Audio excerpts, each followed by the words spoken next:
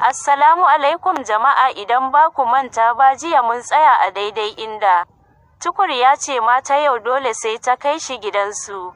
Hasina ta ɓata rai sosai da sosai yadda Tukur bai taɓa ganin ɓacin ranta ba. Ta ce da shi, wai kai me yasa ka matsuna kai ka gidanmu? Tukur ya ce saboda son da nake maki. Hasina ta ɗan yi murmushi ta ce karka damu, zan kai ka, so nake mu saba sosai.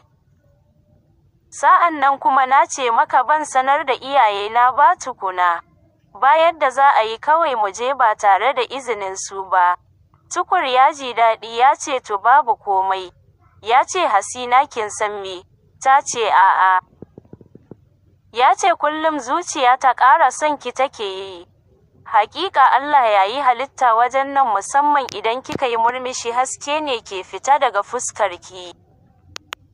Hasina ta dukar da kai sa'an nan ta ɗago ta ce Tukur kenan ka faɗi hakan ne kawai don ka ji daɗi. Suka yi hirar su kamar yadda suka saba. Da lokaci yayi ta yi masa sallama ta wuce. Tukur a hanyarsa ta komawa gida. Sai ya haɗu da wani tsoho. Tsohon nan ya kira shi. Tukur ya gaida tsohon nan cikin ladabi ya amsa. Tsoho ya ce ma Tukur, dama gargaɗi na zo yi maka. Tukur ya ce gargaɗi kuma? Ya ce game da wannan yarinyar. Na ga kana shishige mata. To ka rabu da ita. Tukur ya ji wani kala. Ya ce da shi baba gaskiya ba zan iya rabuwa da ita ba.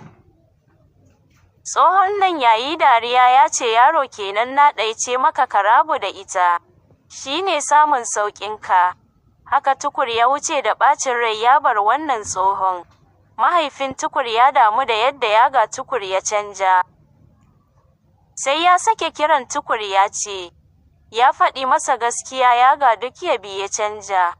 Tukur ya ce baba babu komai. Kai mahaifina ne, idan da matsala zan sanar maka. Mahaifin Tukur ya ce to shikenan ya tafi. Amma ka kula sosai. Kamar kullum dai Tukur ya fita kiwon dabbobi. Sai ya aje dabbobin su yi kiwo. Sa'an nan ya wuce wajen masoyiyar tasa. Suka yi hira kamar yadda suka saba. Da lokaci yayi kowa ya kama hanya ya tafi. Tukur a hanyarsa ta komawa gida. Yau ma ya sake gamuwa da wannan tsohon. Ya kira shi. Ya ce yaro baza ka ji ba ko? Na ce ka rabi da yarinyar nan kaki. Tukur ya ce gaskiya ba zan iya ba. Wai menene ma tsakaninka da ita? Tsohon nan yayi dariya ya ce so kake kaji alaƙa ta da ita. Ya ce Ya ce to yaro wannan yarinyar budurwa ta ce. Tukur yayi dariya. Tsohon nan ya ce dariya ma kake ko ni da na ce ka rabi da ita. Tukur ya wuce ya tafi ransa a ɓace. Washe gari Tukur ɗaya haɗu da wannan budurwa. Ya ce da ita yau ki yi haƙuri ki taimaka ki kai ni. Ta ce ka kara haƙuri, ya ce a'a ai haƙurin kenan. Ranta ya ɓaci ta ce kana son zuwa ko? Ya ce Ta ce to mu tafi. A haka Tukur da budurwar nan suka fara tafiya cikin daji. Suka kama hanya suka yi ta tafiya. Har Tukur ya gaji. Ya kasa yi mata magana. Domin ya san shi ya ce ta kai shi gidansu. Da Tukur ya ga dai kamar ba za a isa ba.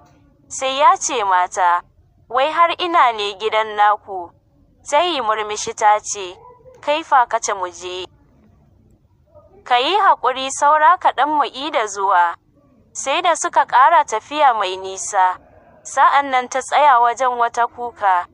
Ta nuna masa ta ce nan ne gidan nasu. Tukur ya ce da ita, haba Hasina ya za a yi kice man nan ne gidanku? Wajen da babu alamar wani ɗan Adam. Hasina ta ce Tukur kenan ba za ka gane ba ne sai na shiga. Hasina ta tashi sama ta shiga cikin kukar nan. Tukur duk ya biya rikice yana cewa Hasina, daman ke iljana ce. Ya bi hanyar komawarsa gida ransa a ɓace. Kada ku manta ku danna mana subscribe domin samun ci gaban labarin.